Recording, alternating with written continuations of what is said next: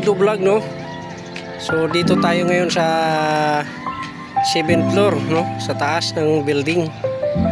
Mag-explore muna ako dito kasi meron na akong ipapakita sa inyo, no? Ito pala yung rooftop. Ito yung pampitong palapag. So pupuntahan natin ngayon yung maliit na swimming pool dito sa taas, no? So ito yung kanyang hagdan. Yan.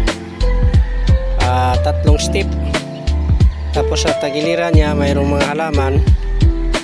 Dito rin sa kabila mayroong tawag dito, tanglat.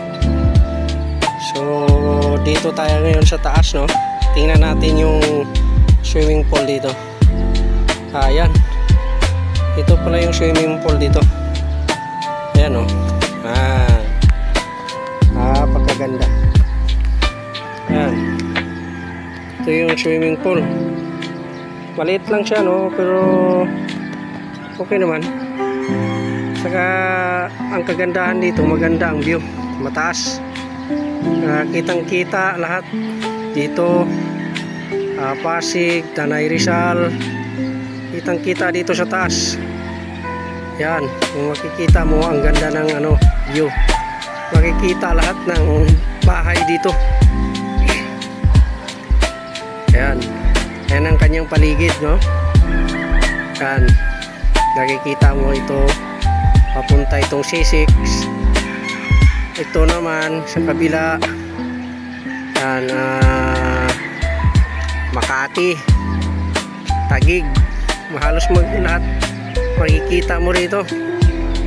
Yan. So yan ang kagandahan sa taas dito kasi makikita mo lahat ng view. So dito kung private kasi ito kaya ayan, nagawa sila ng swimming pool. Maliit lang na swimming pool pero kasya naman dito mga 10 tao, no? Yan, mga 10 tao kasya na.